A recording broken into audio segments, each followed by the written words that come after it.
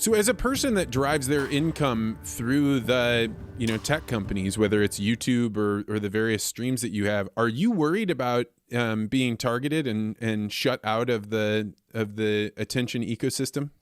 I'm surprised that I'm surprised we've lasted as long as we have. Me too. I've been told by someone who claims to have knowledge on the inside of YouTube that we might have a friendly figure in there, but I don't know. There's nobody I can talk to at YouTube and be like if I have a problem, I have to just yell at them until someone responds. I don't even have a contact with them.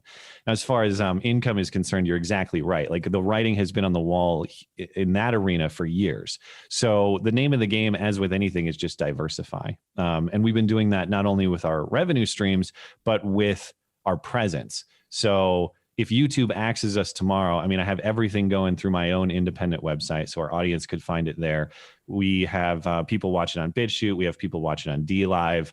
There's obviously, like any axe could drop any day, and that includes YouTube, and that would be the most painful axe to have swung at us, but the day's probably coming. But if you're in this arena, you have to set it up just like anything else. You have to diversify all your risks. And if any one axe was swung, it's not going to be lethal for us. Our audience is durable, and I think that's true for a lot of people who build something similar. You build a community like this. Susan at YouTube, she can do some damage, but she can't actually sever us from our audience because the demand exists. It's all of these Silicon Valley overlords who are amazed to see, well, if you start banning conservatives or libertarians and they migrate to Parler, for example, oh, I can't believe it. I thought they would just disappear and go into a corner and die if we banned them, and their audience would suddenly decide to watch CNN instead. It doesn't work that way. It's just a question of if Susan is smart enough to just continue to allow us to operate on her platform and earn her money. I can't believe that it's difficult for these people. It's like, you've built fantastic infrastructure, unrivaled in the history of the world. All you have to do is sit back and shut the hell up and allow the revenue to flow, but they can't do it. They have to intervene. So what do you think is driving people like, Jack Dorsey? I watch him being grilled on by Congress, and I think like these people seem impervious to what people are trying to wake them up to, is that you're blocking out entire ecosystems of different ways of thinking. And it appears to me that they don't agree that that's what they're doing. I think Jack is a little bit of a special case. I don't think that he has as much oversight or control of Twitter as some of the other CEOs do. If you I sort of realized this back when he went on Rogan's show with Tim Pool and Vijaya, his I forget what her title is, like legal count, whatever.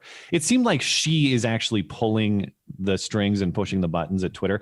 He didn't have an understanding of what's going on at his company. You would watch Tim Pool ask him questions about specific happenings. He had no idea. He didn't even know what those things were. So Jack, I'm guessing that he's handed off most responsibility to these virtuous progressive overlords like Vijaya, whatever her name is. I can never remember. And I think she's doing the work. But to your broader question of why do they do this? That's the $1 million question. I remain baffled at how many companies are willing to sacrifice their bottom line and their obligation to their investors in pursuit of the progressive narrative, and the degree to which investors appear to let them off the hook for that. If you're a major investor in Twitter, which has had a rough financial history the last few years. If you're a major investor in Target, for example, to return to that story, you're going to tell me that you just suffered a multi-million-dollar loss in Minneapolis, and your answer is to rebuild at the exact same spot but double down on the progressive narrative. If I'm an investor in that company, I have a lot of questions about that strategy because I think that's bound to lose me money. And yet that doesn't really happen. You haven't seen like mass rebellion from investors in these companies. People are content to lose money in pursuit of the narrative. It baffles me. I don't know why. It shocks me because in the ag world, there were 6 major companies, and there was this giant consolidation where ChemChina bought Syngenta, Bayer bought Monsanto. It's just a very huge consolidation. And I always thought, if you wanted to run anybody else off the table among your farmer customers, is just go tell them what your corporate policies are, because the corporate policies of what's going on in the major headquarters of the ag companies is so different than what their farmer customers think that they're supporting, that you would cause an amazing rift between them that would be difficult to even describe. Unlike Target, where it's like, about half the people are going to like what you're doing, about half the people aren't. You're going to balance it out. The ag companies, it would be like 90% in disagreement. Yeah, I don't know. I wish I had a great answer to this question, but I'm not sitting on the corporate board, so it remains a mystery to me. So as you look out on the next couple of months between coronavirus and an election that's not done, what do you see that you think is not being talked about? Well, I suppose the number one concerns for me generally, I think that the return of coronavirus, not lockdown wouldn't be the right term, but just arbitrary restrictions on business that we're seeing reinstated now. I have a lot of concern about those. Of course, my state here in Montana, we're battling our outgoing governor on exactly that right now. But what I worry about, everyone seems to think, at least the people who are more on the restrictive side, they keep arguing to me, listen, I know it's crap and I know that we should oppose this stuff on principle, but it's a couple more months of this until the release of a vaccine and everything's going to get back to normal then.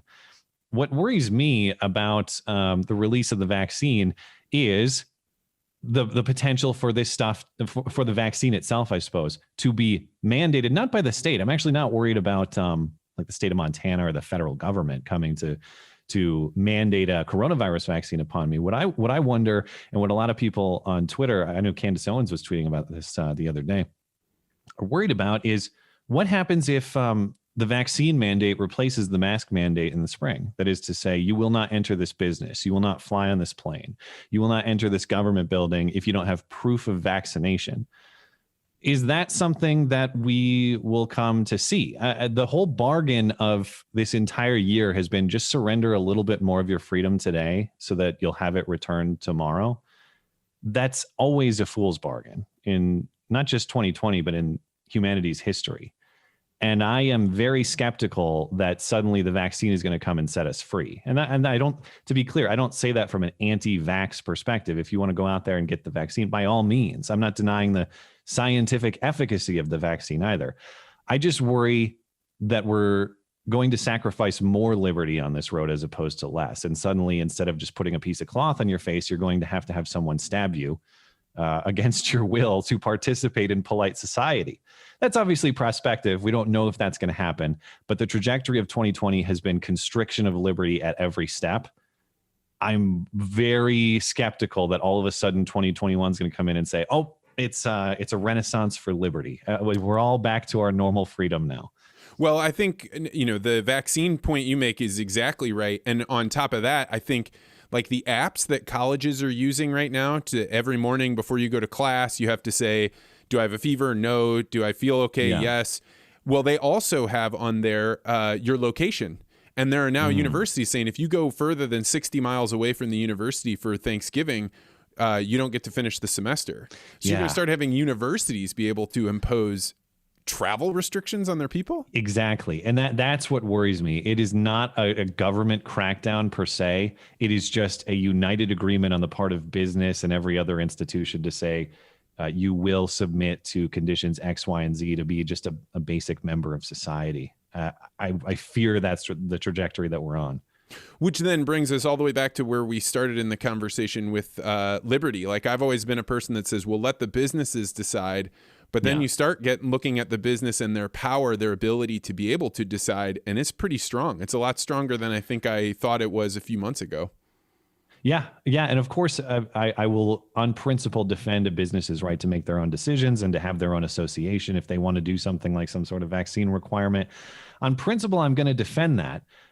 I just hope that we will have a society tolerant enough that when the other business pops up across the street that is the counter to their restrictive approach and competition rises to accommodate people who don't necessarily agree, that the Parlors of the world, you don't like Twitter's restrictions, you go to Parler, that we're going to have a society tolerant enough not to sabotage the Parlors and say, okay, if freedom rules the day, fine, Twitter or whatever business, they'll restrict as much as they want. But you can't try to undermine the new shop across the street that has been built up to accommodate those people who don't agree with you. We have to maintain a society where if you want to be restrictive in your own home, you have to have the tolerance to allow your neighbor next door the freedom that he's trying to build. Thanks for checking out this podcast short. If you like this interview, make sure you hit the like and subscribe button and hit that bell so you always get notified about this podcast. And if you're really interested in conversations like this, you may want to consider joining the Articulate Ventures Network. To find out more, go to network.articulate.ventures.